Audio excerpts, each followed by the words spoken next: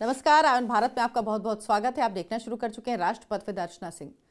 अरविंद केजरीवाल आम आदमी पार्टी के संयोजक, दिल्ली के पूर्व मुख्यमंत्री, आम आदमी पार्टी के सर्वे सर्वा सबसे बड़ा नेता जो नई दिल्ली विधानसभा सीट से चुनाव लड़ रहे हैं, उनका जो नामांकन पत्र है वो रद्द हो सकता है। जी हाँ, ऐसा हो सकता है कि अरविंद केजरीवाल चुनाव ही ना लड़ पाए। उन्होंने नई दिल्ली विधानसभा सीट से ही नामांकन भरा है, लेकिन क्या क्या कमियां हैं, क्यों मैं ये कह रही हूं और किसने इस मामले को उठाया है, ये सब कुछ विस्तार से आपको इस वीडियो में बताऊंगी। उससे पहले आपसे गुजारिश है, हमारे चैनल आयन भारत को सब्सक्राइब जरूर कर लें और कमेंट करके बताएं कि क्या आपको लगता है कि वाकई अरविंद केजरीवाल का चुनाव किसी भी स्थिति में रद्द हो सकता है, उनका नामांकन रद्द हो सकता है, या ये सब सिर्फ दिल बहलाने के लिए ख्याल अच्छा है। विस्तार से आपको इस वीडियो में जानकारी दूंगी, किसने कहा, क्या कहा, क्यों कहा, और प्रवेश वर्मा क्यों एक बार फिर तस्वीर में आ गए हैं, ये भी आपको बताऊंगी।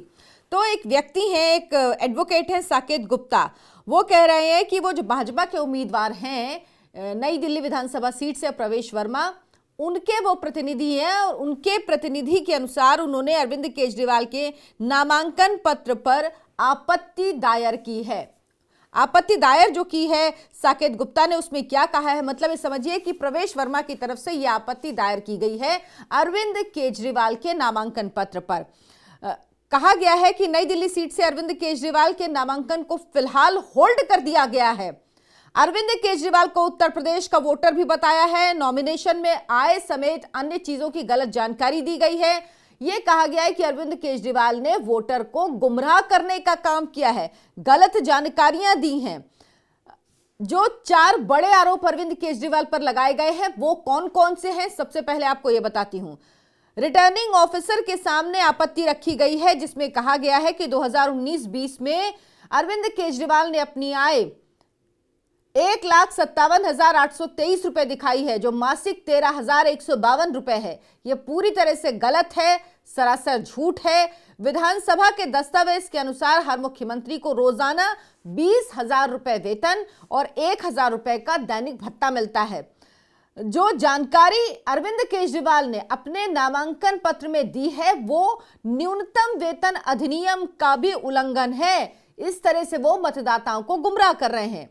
वोटर लिस्ट में वार्ड नंबर 52 में वोट नंबर 709 है, जबकि जांच किया गया तो यह पाया गया कि 52 वार्ड में वोट नंबर 1-708 ही थे।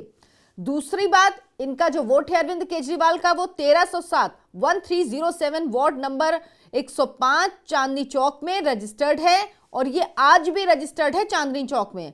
मतलब चांदनी चौक में उन्होंने उनका वोटर आईडी कार्ड बना हुआ है, लेकिन नॉमिनेशन उन्होंने दिल्ली में भरा है। नॉमिनेशन फॉर्म रिजेक्ट होना चाहिए इस आधार पर। साथ ही साथ केजरीवाल का वोट गाजियाबाद के कौशांबी में वार्ड नंबर 72 मतदाता संख्या 991 में भी दर्ज है।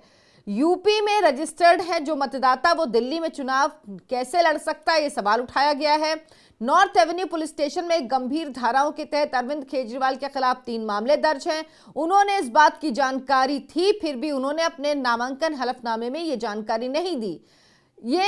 इसके अलावा ये कहा गया है कि इस वजह से नामांकन पर फिलहाल रोक लगा दी जानी चाहिए और इस मामले में जांच होनी चाहिए और जांच के बाद आरोही फैसला लेंगे। यानी ये कहा गया है कि कई जगह से रजिस्टर्ड हैं। इसके अलावा जो उन पर मामले दर्ज हैं उन मामलों का जिक्र भी उन्होंने नामांकन पत्र में नहीं दिया है, जबकि अमूमन जो भी नामांकन भरता है उम्मीदवार, उसको अपनी पूरे आय व्यय का डिटेल देना होता है। अगर उस पर किसी तरह का कोई मुकदमा हुआ है, कोई कानूनी कार्रवाई हुई है, तो उसका जिक्र भी विस्तार से करना होता है। लेकिन ये कहा जा रहा है कि जो अपनी सैलरी की बात कही, यानी जो उन्होंने अपनी आय दिखाई है, उसके अनुसार एक दिन में उनकी आय 13,000 कुछ रुपए है, जो कि संभव ही नहीं है। एक महीने में 13,000 कुछ रुपए है, जो कि संभव ही नहीं, जबकि 20,000 रुपए पर डे एक मुख्यमंत्री की सैलरी होती है। ये सब कुछ झूठ बोला गया है और प्रवेश वर्मा ने कहा है कि इस आधार पर अरविंद केजरीवाल का नामांकन रद्द होना चाहिए। आपको याद होगा प्रवेश वर्मा ने नई दिल्ली विधानसभा सीट से नामांकन भरा, साथ में उनकी पत्नी ने भी नामांकन दायर किया है। अब यह सवाल उठ रहा था कि जब प्रवेश वर्मा ने नामांकन दाखिल किया है तो उनकी पत्नी ने क्यों किया। ऐसा तो नहीं कि प्रवेश वर्मा ने पहली बार नामांकन दाखिल किया है, ऐसा तो नहीं कि वो पहली बार उन्होंने फॉर्म भरा है तो उनसे गलती हो जाए। वो सांसद रह चुके हैं, लंबे समय से राजनीति में हैं, फिर पत्नी को नामांकन पत्र भरवाने का काम मतलब, जबकि ऐसा नहीं है कि दोनों का इरादा है चुनाव लड़ने का, कि पति प्रवेश वर्मा भी चुनाव लड़ रहे हैं, उनकी पत्नी भी चुनाव लड़ रही है, ऐसा बिल्कुल नहीं है।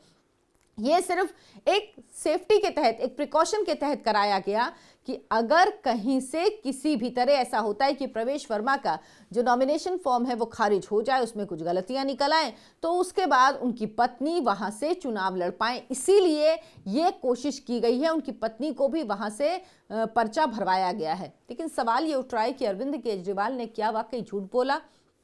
अरविंद केजरीवाल ने क्या वाकई गलत जानकारी दी? अरविंद केजरीवाल ने अपनी आय आखिर क्यों छुपाई? वो मुख्यमंत्री हैं, मुख्यमंत्री के तौर पर उनको कितनी सैलरी मिलती है, इसकी जानकारी तो सार्वजनिक रूप में होती है सबको। ये तो पब्लिक प्लेटफॉर्म पर होता है कि मुख्यमंत्री की कितनी सैलरी है, कितनी सैलरी मिलती है, कितना भत्ता है। ये कोई छुपी हुई बात नहीं है। फिर क्यों? क्योंकि अरविंद केजरीवाल को झूठ बोलने की आदत है। फिर वो रोएंगे कैसे कि हम आम आदमी हैं? वो बताएंगे कैसे कि मैं शीश महल में नहीं रहता जी, मैं तो एक आम आदमी हूं? क्योंकि चुनाव के पहले अरविंद केजरीवाल नाटक करते हैं, झूठ बोलते हैं, और झूठ बोलने में इतने माहिर हो चुके हैं वो, या ये कहिए झूठ ही उनकी जुबान पे रखा रहता है कि नामांकन पत्र में भी उन्होंने झूठ ही लिख दिया, जो कि पेपर है। आप वर्बली कितना भी झूठ बोल लीजिए, लेकिन कागजों में आप झूठ नहीं बोल सकते, क्योंकि जब कागजों में आप झूठ बोलते हैं तो उसकी प्रूफ हो जाता है, उसका वो कभी मिटता नहीं है, वो है सामने, प्रूफ के तौर पर है, फैक्ट है वो। और उस पर अब बात की जाएगी कि किस आधार पर आखिर अरविंद केजरीवाल ने दावा किया कि उनको सिर्फ 1 साल में इतनी कम सैलरी मिलती है, इतनी कम उनकी आय है।